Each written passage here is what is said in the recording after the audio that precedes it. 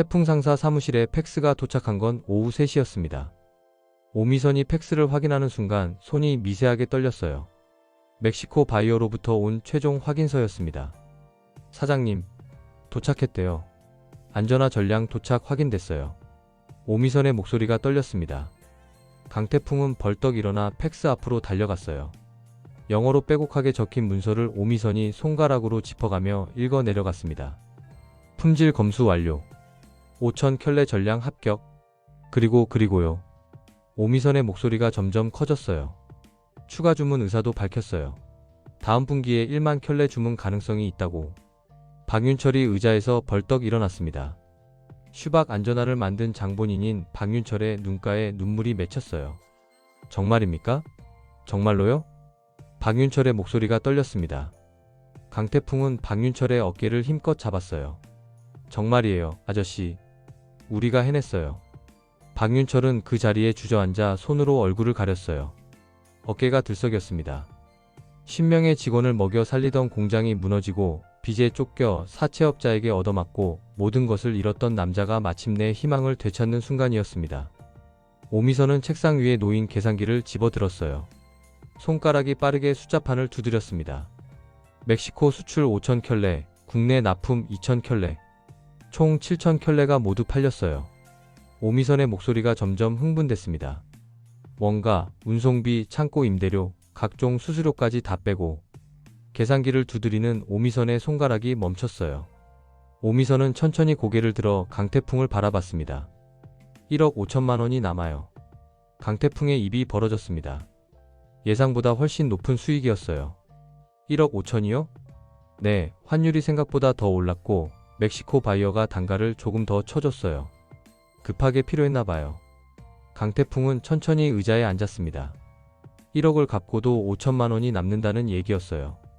회사를 다시 일으킬 수 있는 돈이었습니다. 다음날 아침 강태풍은 은행으로 향했습니다. 오미선이 동행했어요. 은행 창구 직원은 1억 원 현금 인출 요청에 잠시 당황한 표정을 지었지만 곧 안으로 들어가 돈을 준비했습니다. 검은색 가방 안에 빼곡하게 들어찬 현금 다발을 확인하는 순간 강태풍의 손이 미세하게 떨렸어요. 만원권 지폐 1만 장. 이 돈으로 자신의 눈을 지킬 수 있습니다. 류이규와 맺었던 그 끔찍한 계약을 끝낼 수 있어요. 사장님, 괜찮으세요? 오미선이 걱정스러운 눈빛으로 물었습니다. 네, 괜찮아요. 부산행 무궁화호 열차는 오후 2시에 출발했습니다. 강태풍은 창가 자리에 앉아 무릎 위에 가방을 올려놓았어요. 검은색 가방 안에는 1억 원이 들어있습니다. 가방을 꼭 껴안 듯 두 손으로 잡은 강태풍의 손이 미세하게 떨렸어요. 오미선은 강태풍 옆자리에 조용히 앉았습니다. 강태풍의 떨리는 손을 봤지만 아무 말도 하지 않았어요. 그저 옆에 있어주는 것만으로도 충분하다는 걸 알았습니다. 기차가 천천히 움직이기 시작했어요. 서울역을 벗어나 한강철교를 건너는 동안 강태풍은 창밖을 바라봤습니다.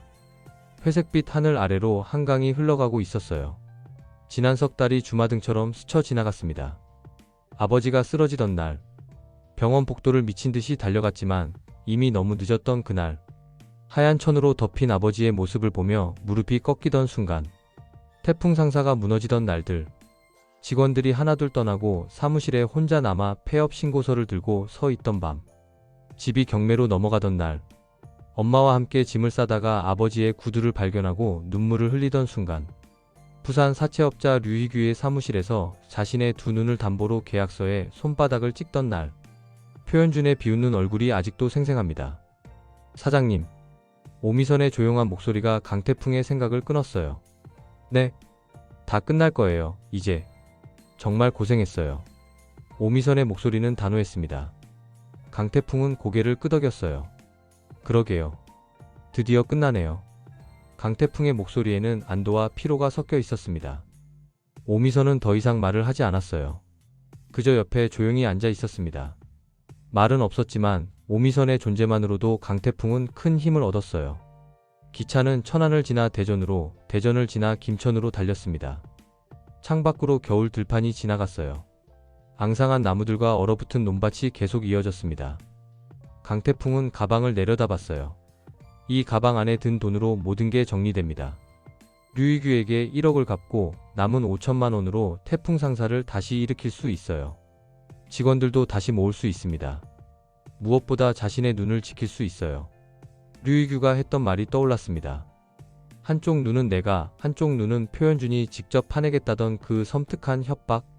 강태풍은 자신도 모르게 눈을 만졌습니다. 저녁 6시 기차가 부산역에 도착했어요. 플랫폼에 내린 강태풍과 오미선은 잠시 멈춰 섰습니다. 부산의 차가운 바람이 얼굴을 스쳤어요. 가시죠. 오미선이 먼저 발걸음을 옮겼습니다. 강태풍은 가방을 꽉 쥐고 오미선을 따라 역을 나섰어요. 택시를 타고 류희규의 사무실로 향하는 동안 강태풍의 심장이 빠르게 뛰었습니다. 긴장되었어요. 하지만 더 이상 두렵지 않았어요. 강태풍은 해냈습니다. 불가능해 보였던 1억을 만들어냈어요. 7천 개의 안전화를 모두 팔았습니다. 이제 당당하게 류희규를 마주할 수 있어요. 택시가 멈췄습니다. 낡은 건물 앞이었어요. 2층에 있는 류희규의 사무실에서 희미한 불빛이 새어나왔습니다. 강태풍과 오미선은 천천히 계단을 올라갔어요. 발걸음은 무거웠지만 당당했습니다. 류희규의 사무실 문을 열고 들어서는 순간 담배 연기가 강태풍의 얼굴을 맞았습니다. 사무실 안은 희뿌연 연기로 가득했어요. 류희규는 소파에 비스듬히 앉아 담배를 피우고 있었습니다. 부하 2명이 류희규 옆에 서 있었어요. 왔네. 류희규가 담배 연기를 길게 내뿜으며 말했습니다. 강태풍을 처음 봤을 때와는 다른 묘하게 호기심 어린 눈빛이었어요. 예상보다 빨리 왔는데? 강태풍은 대답하지 않았습니다. 그저 사무실 중앙에 놓인 낮은 탁자로 걸어가 검은색 가방을 내려놓았어요. 탁자 위에 가방을 올려놓는 소리가 사무실에 울렸습니다. 천천히 지퍼를 올렸어요. 가방이 열리자 빼곡하게 쌓인 현금 다발이 드러났습니다. 만원권 지폐가 고무줄로 묶여 가방을 가득 채우고 있었어요.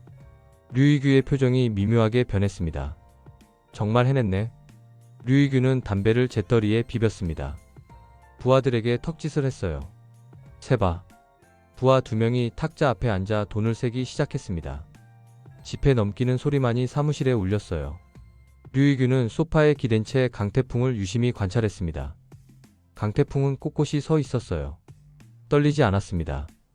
오미선은 강태풍 옆에 조용히 서서 돈 세는 것을 지켜봤습니다. 15분쯤 지났을까요? 부하 한 명이 류희규에게 고개를 끄덕였어요. 딱 맞습니다. 1억 원 정확합니다. 류희규는 천천히 일어났습니다. 책상 서랍에서 서류 하나를 꺼냈어요.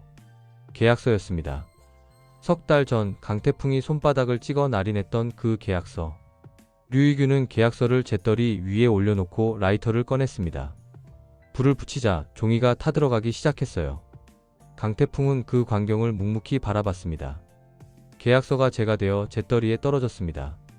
강태풍은 깊은 숨을 내쉬었어요. 자신의 2눈을 담보로 잡혔던 그 끔찍한 계약이 드디어 사라졌습니다. 대단하더라. 류희규가 입을 열었어요. 정말 해낼 줄은 몰랐어. 안전화 7천 개를 석 달 만에 다 팔다니. 강태풍은 류희규를 똑바로 바라봤습니다. 이제 끝났어. 다시는 볼 일 없을 거야. 강태풍의 목소리는 단호했어요. 류희규는 시익 웃었습니다. 그렇게 생각하나?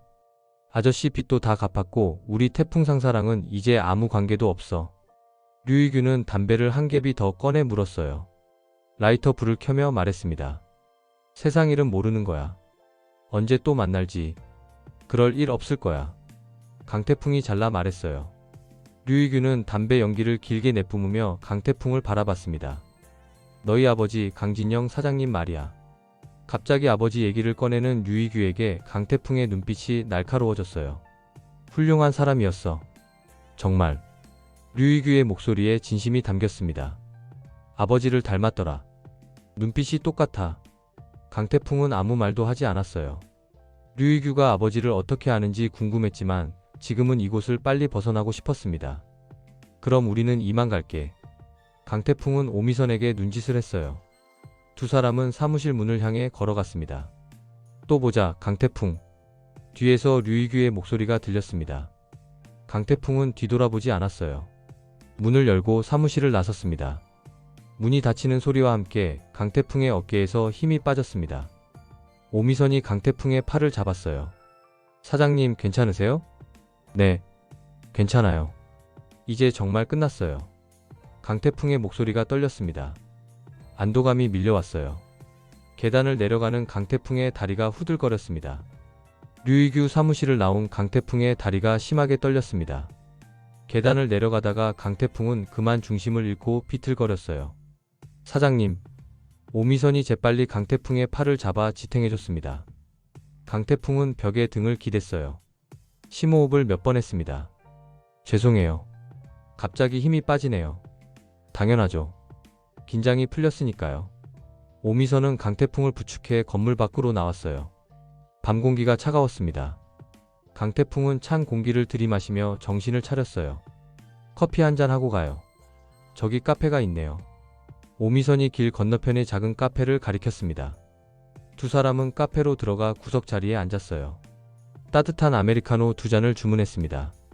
강태풍은 커피 잔을 두 손으로 감쌌어요. 따뜻한 온기가 손바닥으로 전해졌습니다. 한 모금 마시자 몸에 열기가 돌았어요. 정말 끝났네요. 강태풍이 중얼거렸습니다. 오미선은 미소를 지으며 말했어요. 축하해요, 사장님. 정말 대단했어요. 미선 씨 덕분이에요. 미선 씨가 아니었으면 절대 해낼 수 없었어요. 강태풍의 목소리에 진심이 담겼습니다. 처음 태풍 상사에 혼자 남았을 때 정말 막막했어요. 아무것도 모르는 상태에서 빚만 잔뜩 떠안고 그때 미선 씨가 함께 해주기로 했잖아요. 상사맨이 되어주겠다고. 오미선의 눈가가 붉어졌어요. 저도 감사해요. 저한테 기회를 주셔서. 무슨 소리예요. 미선 씨가 없었으면 진작에 망했어요. 두 사람은 잠시 말없이 커피를 마셨습니다. 따뜻한 침묵이었어요. 그때 카페 문이 열리며 정찰안이 들어왔습니다. 여기 있었네. 정찰안은 두 사람을 발견하고 환하게 웃었어요. 강태풍과 오미선의 맞은편에 앉으며 말했습니다. 다 됐나? 돈 갚았어? 네, 다 끝났어요. 강태풍이 고개를 끄덕였습니다. 정찰안은 손뼉을 쳤어요. 아이고 진짜 해냈네. 내가 처음 강태풍이 봤을 때부터 느낌이 왔다 아이가.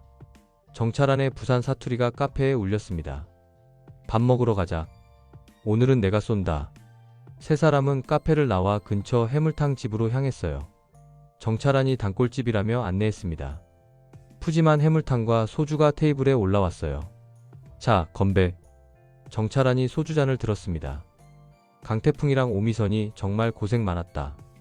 나도 옆에서 지켜보면서 얼마나 조마조마했는지 몰라. 세 사람은 잔을 부딪혔습니다. 소주가 목구멍으로 넘어가며 화끈하게 타들어갔어요. 식사를 하면서 정찰안은 계속 이야기를 이어갔습니다. 앞으로도 부산에서 일 있으면 언제든 연락해라. 내가 아는 사람들 다 소개시켜 줄 테니까. 정말 감사합니다, 사장님. 강태풍은 진심으로 고개를 숙였어요. 아이고 무슨 소리. 우리 이제 식구 아이가. 어려울 때 함께한 사람들끼리는 평생 가는 기라. 저녁 식사를 마치고 세 사람은 부산역으로 향했습니다. 서울행 막차 시간이 다가오고 있었어요. 조심해서 가라. 서울 가서 연락해. 정찰하는 강태풍과 악수를 나눴습니다.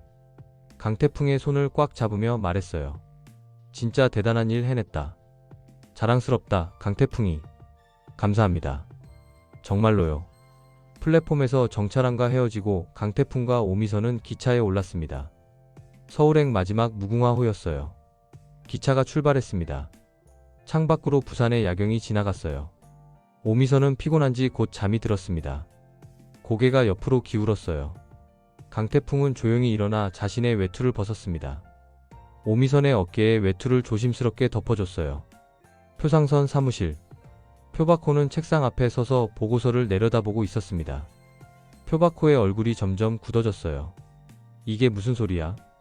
표바코가 책상을 주먹으로 내리쳤습니다. 쿵 하는 소리와 함께 책상 위의 물건들이 흔들렸어요.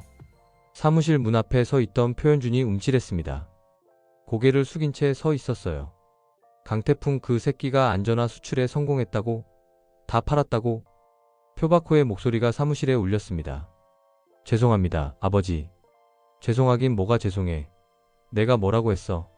모든 해운사에 블랙리스트를 돌렸다고 했잖아. 그게 원양어선을 이용했습니다.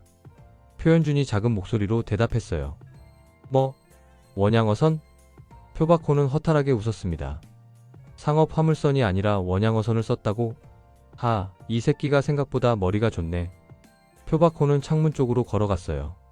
부산 항구가 내려다 보이는 창가에 서서 말했습니다. 강진영이 살아있을 때도 골치 아팠는데 아들까지 이렇게 성가시게 하다니. 표현주는 아무 말도 하지 못했습니다. 표박호가 돌아서며 표현준을 노려봤어요. 넌 뭐했어? 응? 그깟 놈 하나 제대로 막지도 못하고. 다음에는 확실하게 막겠습니다. 표현준의 목소리가 떨렸어요. 다음은 없어. 표박호가 소리쳤습니다. 이미 기회를 놓쳤다고. 태풍 상사가 이제 발판을 마련했어. 1억 5천을 만들었다는데 그 돈으로 회사를 키울 거야. 우리가 막아야 할 때 못 막았어. 표현준의 얼굴이 일그러졌습니다. 주먹을 꽉 쥐었어요. 나가. 표박호가 손을 휘저었습니다. 꼴도 보기 싫으니까 당장 나가. 아버지. 나가라니까. 표현준은 더 이상 말하지 못하고 사무실을 나섰습니다. 문을 닫는 순간 뒤에서 뭔가 깨지는 소리가 들렸어요. 표박호가 화풀이를 하는 것 같았습니다. 표현준은 복도를 걸었어요. 주먹을 꽉 쥔 채 걸어가다가 복도 끝에서 멈춰 섰습니다. 벽을 향해 주먹을 내질렀어요. 쾅! 주먹이 벽에 부딪히며 둔탁한 소리가 났습니다. 손등에서 피가 났지만 표현준은 개의치 않았어요. 강태풍. 강태풍. 표현준은 이를 갈았습니다. 분노가 온몸에서 끌어올랐어요. 어릴 때부터 그랬습니다. 국민학교 때 달리기를 하면 항상 강태풍이 1등, 자신은 2등이었어요. 여자애들은 모두 강태풍을 좋아했습니다. 싸움도 강태풍이 더 잘했어요. 중학교 때도 고등학교 때도 마찬가지였습니다. 무엇을 해도 강태풍보다 한 수 아래였어요. 이제는 사업에서까지 지고 있습니다. 아버지에게 무능하다는 소리를 듣고 있어요. 이 새끼를. 이번엔 확실하게. 표현준은 휴대폰을 꺼냈습니다. 수첩에 적어둔 전화번호를 찾았어요. 부산에서 활동하는 깡패 조직의 연락처였습니다. 전화를 걸었어요. 신호음이 몇 번 울리더니 상대방이 받았습니다. 일 하나 맡기고 싶은데. 표현준의 목소리는 차가웠습니다. 사무실을 나온 표현준은 복도에서 주먹으로 벽을 쳤습니다. 분노가 치밀어 올랐어요. 강태풍 때문에 아버지에게 계속 무시를 당했습니다. 어릴 때부터 그랬어요. 국민학교 때 달리기를 하면 항상 강태풍이 1등, 자신은 2등이었습니다. 여자애들은 모두 강태풍을 좋아했어요. 싸움도 강태풍이 더 잘했습니다. 중학교 때도 고등학교 때도 마찬가지였어요. 무엇을 해도 강태풍보다 한 수 아래였습니다. 이제는 사업에서까지 지고 있어요. 아버지에게 무능하다는 소리를 듣고 있습니다. 이 새끼를. 이번엔 확실하게. 표현준은 사무실로 돌아가 책상 서랍을 뒤졌습니다. 낡은 수첩을 꺼냈어요. 수첩을 넘기다가 한 페이지에서 멈췄습니다. 서울에서 활동하는 조직폭력배의 연락처였어요. 예전에 클럽에서 시비가 붙었을 때 알게 된 놈들이었습니다. 돈만 주면 무슨 일이든 한다고 했던 기억이 났어요. 표현준은 사무실 전화기를 집어들었습니다. 수첩에 적힌 번호를 눌렀어요. 신호음이 몇 번 울렸습니다. 여보세요. 거친 목소리가 들렸어요. 나 표현준이야. 기억나? 표상선 도련님? 오랜만이네요. 일 하나 맡기고 싶은데. 무슨 일인데요? 사람 하나 혼 좀 내줬으면 해. 전화기 너머로 웃음소리가 들렸습니다. 그거야 우리 전문이죠. 얼마나 세게요? 죽지 않을 정도로만. 병원에 몇 달은 입원할 정도로. 알겠습니다. 언제 만날까요? 오늘 저녁. 을지로 쪽으로 올라갈 건데 거기서 보자. 좋습니다. 어디로 갈까요? 을지로 3가 골든극장 앞 다방. 8시에. 알겠습니다. 그때 봬요. 전화를 끊은 표현준은 가방을 챙겼습니다. 저녁 8시 을지로 3가 골든극장 앞 다방. 표현준은 구석자리에 앉아 커피를 마시고 있었습니다. 담배 연기가 자욱한 다방 안은 어두컴컴했어요. 다방 문이 열리며 5명의 남자가 들어왔습니다. 건장한 체구의 남자들이었어요. 맨 앞에 선 남자가 표현준을 발견하고 다가왔습니다. 도련님? 앉아. 표현준이 턱짓으로 맞은편 자리를 가리켰어요. 5명의 남자가 표현준 맞은편에 앉았습니다. 깡패 두목이 담배를 꺼내 물었어요. 누굴 혼내주면 돼요? 표현준은 가방에서 사진 한 장을 꺼냈습니다. 강태풍의 사진이었어요. 압구정에서 찍은 사진이었습니다. 이 새끼. 표현준이 사진을 탁자에 던졌어요. 이 새끼 확실하게 혼 좀 내줘. 깡패 두목이 사진을 집어들고 찬찬히 살폈습니다. 죽여도 돼요? 죽이지는 마. 표현준이 커피잔을 내려놓으며 말했어요. 죽지 않을 정도로만. 병원에 몇 달은 입원할 정도로. 얼굴은? 상관없어. 다리 부러뜨려도 좋고 팔 부러뜨려도 좋고.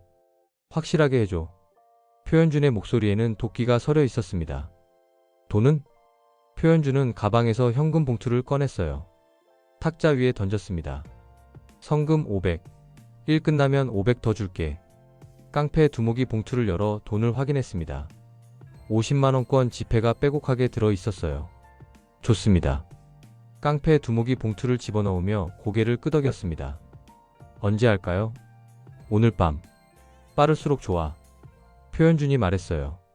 깡패 두목은 부하들과 눈을 마주쳤습니다. 부하들이 고개를 끄덕이자 두목도 고개를 끄덕였어요. 오늘 밤 좋죠. 이 새끼 어디 있는데요?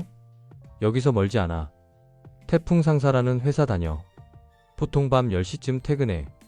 표현준은 메모지에 태풍 상사 주소를 적어줬습니다. 여자랑 같이 다니더라. 젊은 여자. 같이 있을 때 하면 더 좋아. 깡패 두목이 비릿하게 웃었어요. 여자 앞에서 처맞는 거 보여주면 남자로서 굴욕이겠네요. 그래서 그때 하라는 거야. 표현준도 차갑게 웃었습니다. 알겠습니다. 오늘 밤에 해치울게요. 서울 을지로. 강태풍과 오미선은 작은 삼겹살집에 앉아 있었습니다. 부산에서 돌아온 다음날 저녁이었어요. 미선 씨도 한잔하세요. 강태풍이 소주병을 들어 오미선의 잔에 따랐습니다. 저 술 잘 못 마시는 거 아시잖아요. 오늘만큼은 괜찮아요. 축배를 들어야죠. 오미선은 미소를 지으며 잔을 받았어요. 강태풍도 자신의 잔에 소주를 가득 채웠습니다. 자, 건배. 두 사람의 잔이 부딪혔습니다. 소주가 목구멍으로 넘어갔어요. 오미선은 얼굴을 찡그렸습니다. 역시 독해요. 천천히 드세요. 강태풍이 웃으며 삼겹살을 구웠어요. 지글지글 소리를 내며 고기가 익어갔습니다. 사장님, 이제 정말 시작이네요. 오미선이 말했습니다. 네. 이제부터죠. 5천만 원으로 회사를 다시 키워야 해요. 강태풍은 집게로 고기를 뒤집으며 말했어요. 직원들도 다시 모아야 하고 새로운 거래처도 찾아야 하고. 고마진 과장님한테 연락해볼까요? 그래야죠. 두 사람은 앞으로의 계획을 이야기하며 식사를 했습니다. 따뜻한 분위기였어요. 사장님, 요즘 우리 집에서 불편하진 않으세요? 오미선이 조심스럽게 물었습니다. 아니요, 오히려 너무 신세를 많이 지고 있어요. 미선 씨네 할머니도 계시고 동생들도 있는데. 아니에요. 사장님이 계시니까 오히려 집안이 더 활기차요. 범이도 사장님 좋아하고. 강태풍은 미안하면서도 고마운 마음이 들었어요. 집을 잃고 갈 곳이 없을 때 오미선이 자신의 집을 내어준 덕분에 이렇게 버틸 수 있었습니다. 빨리 돈 벌어서 제 집 구해야 하는데. 천천히 하세요. 오미선이 웃으며 말했습니다. 식사를 마치고 두 사람은 식당을 나섰습니다. 12월의 밤 공기가 차가웠어요. 오미선은 옷깃을 여미며 몸을 움츠렸습니다. 추워요. 그러게요. 빨리 집으로 가요. 네. 두 사람은 나란히 걸었어요. 을지로 거리에 가로등 불빛이 반짝였습니다.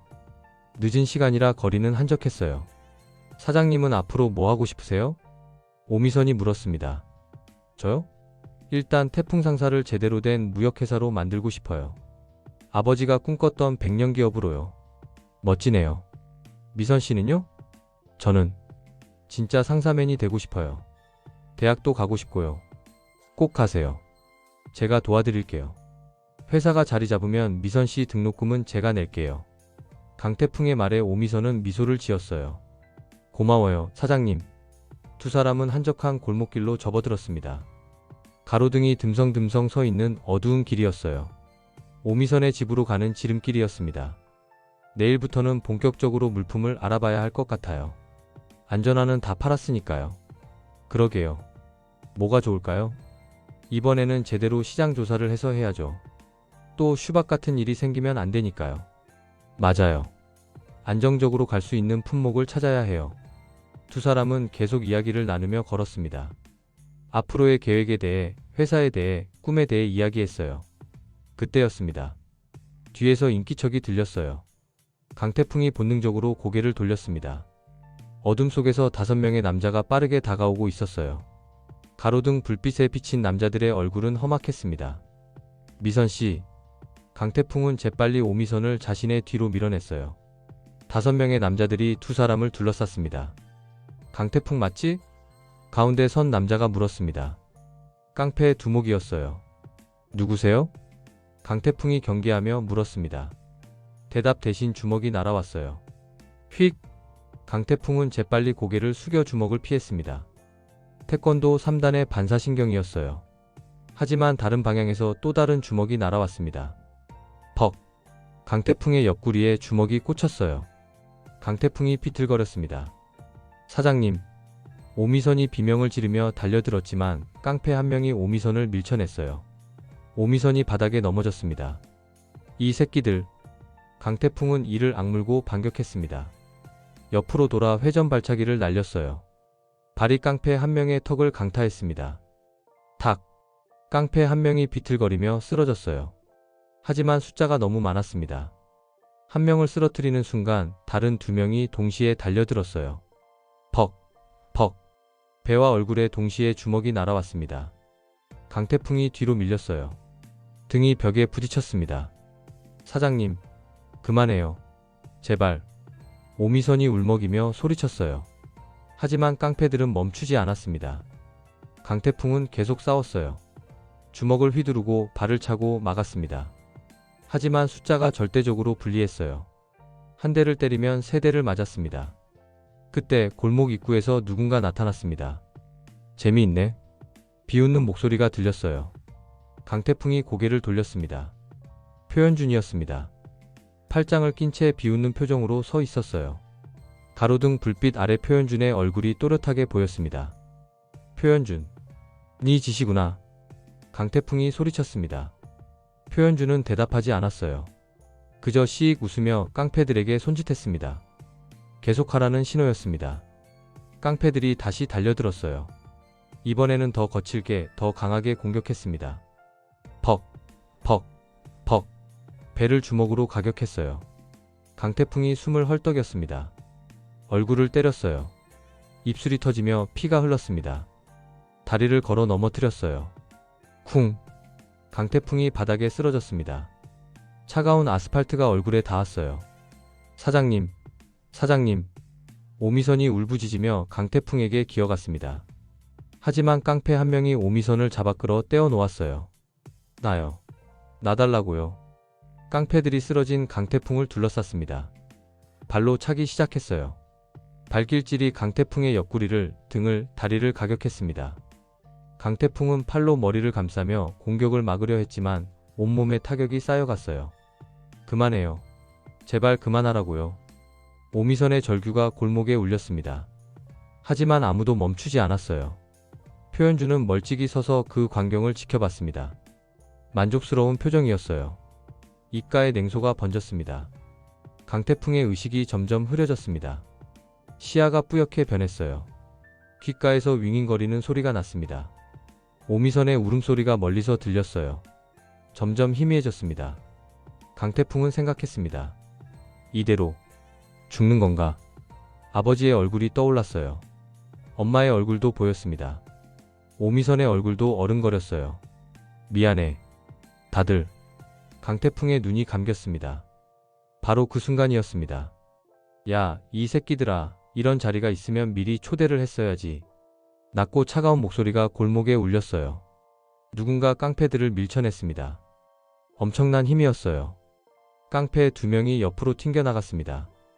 강태풍은 흐릿한 시야로 그 사람을 봤어요. 익숙한 실루엣이었습니다.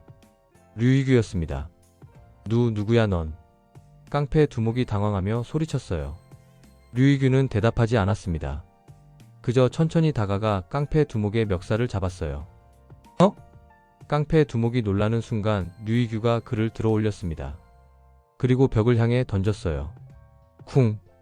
깡패 두목이 벽에 부딪혀 바닥에 떨어졌습니다. 이 새끼가. 다른 깡패들이 동시에 류이규에게 달려들었어요. 하지만 류이규는 침착했습니다. 퍽! 퍽! 퍽! 류이규의 주먹이 빠르게 움직였어요. 한 대, 두 대, 세 대. 깡패들이 하나씩 바닥에 쓰러졌습니다. 싸움은 30초도 걸리지 않았어요. 5명의 깡패가 모두 바닥에 나뒹굴고 있었습니다.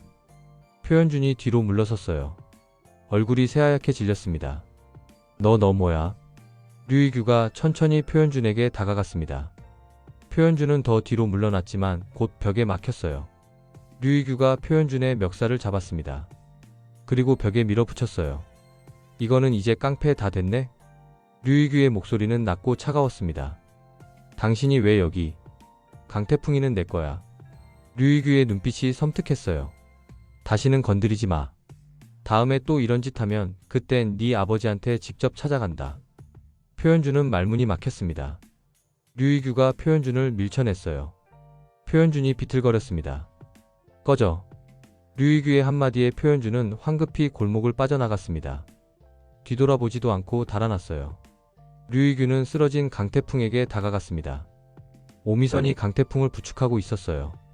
사장님, 사장님, 정신 차려요. 오미선의 목소리가 떨렸습니다. 얼굴에 눈물이 가득했어요. 비켜봐. 류이규가 오미선을 살짝 밀치고 강태풍을 일으켰습니다. 강태풍의 얼굴은 피투성이었어요. 입술이 터졌고 눈 주변이 부어올랐습니다. 강태풍, 일어나. 류이규의 목소리에 강태풍이 희미하게 눈을 떴어요. 류이규? 그래, 나다. 류이규가 강태풍을 일으켜 세웠습니다. 강태풍은 휘청거렸지만 간신히 중심을 잡았어요. 왜? 날 구해준 거야? 설명은 나중에 해. 일단 병원부터 가자. 류이규가 강태풍의 팔을 자신의 어깨에 걸쳤습니다. 오미선이 반대쪽 팔을 잡았어요. 내 차가 저기 있어. 같이 가자.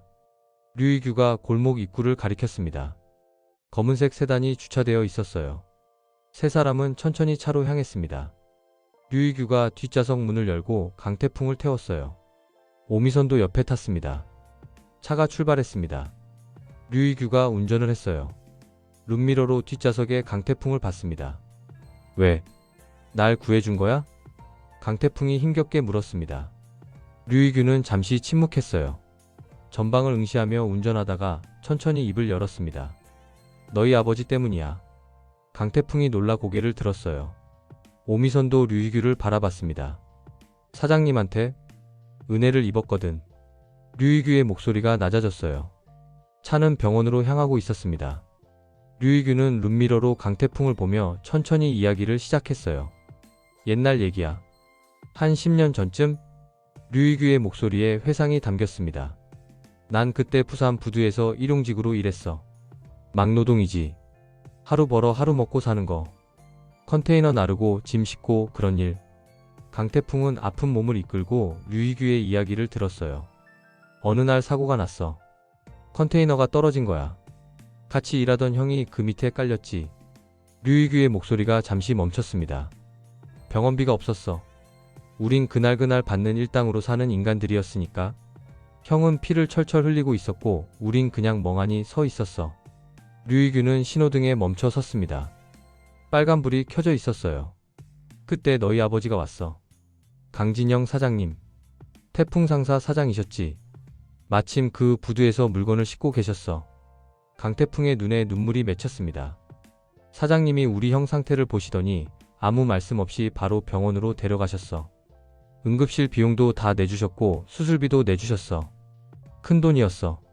신호등이 파란불로 바뀌었어요. 차가 다시 움직였습니다. 난 나중에 꼭 갚겠다고 했어. 근데 사장님이 뭐라고 하셨는지 알아? 류이규가 잠시 멈췄어요. 갚지 않아도 된다고 하셨어. 대신 앞으로 살면서 다른 사람을 도우라고 하셨지. 내가 받은 은혜를 다른 사람한테 베풀라고. 오미선이 눈물을 닦았습니다. 그 말씀을 평생 잊지 못했어. 나중에 내가 이렇게 사채업을 하게 됐지만 그래도 사장님 말씀은 항상 기억하고 있었어. 류이규의 목소리에 진심이 담겼습니다. 사장님이 돌아가셨다는 소식 들었을 때 장례식에 가지 못한 게 후회됐어. 그때 나도 일이 있어서. 차가 병원 앞에 도착했습니다. 류이규가 차를 세웠어요. 그래서 오늘 니를 구한 거야. 강진영 사장님의 아들이니까. 류이규가 차에서 내려 뒷문을 열었습니다. 강태풍을 부축해 내렸어요. 나도 강진영 사장님의 아들이라고 생각해. 피는 안 섞였어도 은혜로 맺어진 아들이지. 강태풍의 눈에서 눈물이 흘러내렸습니다. 아버지가 이런 곳에까지 은혜를 베풀었다니. 아버지가 얼마나 훌륭한 사람이었는지 다시 한번 깨달았어요.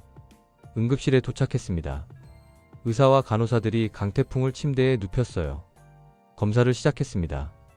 류희규는 응급실 밖에서 담배를 피웠습니다. 오미선이 다가왔어요. 정말 감사합니다. 오미선이 깊게 고개를 숙였습니다. 류희규는 담배 연기를 내뿜으며 손을 흔들었어요. 괜찮아. 당연한 일 한 거야. 잠시 후 강태풍이 처치를 받고 나왔습니다. 얼굴에 붕대가 감겨 있었어요. 다행히 뼈는 부러지지 않았습니다. 타박상과 찰과상이 심했지만 시간이 지나면 나을 거라고 의사가 말했어요. 류희규가 강태풍에게 다가갔습니다. 주머니에서 명함을 꺼내 건넸어요. 아버지 아들이라는 거 다행으로 생각해. 강태풍이 명함을 받았습니다. 세상은 위험한 곳이야. 언제 또 무슨 일이 생길지 몰라. 돈 빌릴 일 있으면 연락해. 난 너 같은 놈한테는 절대 안 빌려. 강태풍이 단호하게 말했어요. 류희규는 웃었습니다. 다들 그렇게 말하지. 근데 결국엔 다 찾아오더라고. 난 안 그럴 거야. 세상일 모르는 거야, 강태풍.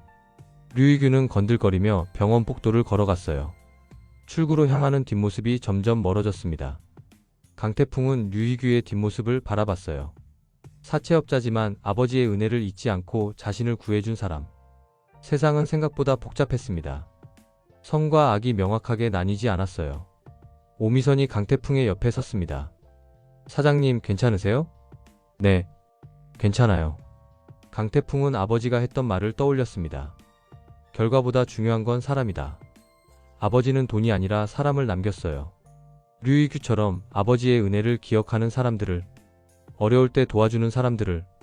강태풍은 명함을 주머니에 넣었습니다. 그리고 조용히 다짐했어요. 아버지처럼 살겠다고. 사람을 소중히 여기며 살겠다고. 태풍 상사를 아버지가 꿈꿨던 회사로 만들겠다고.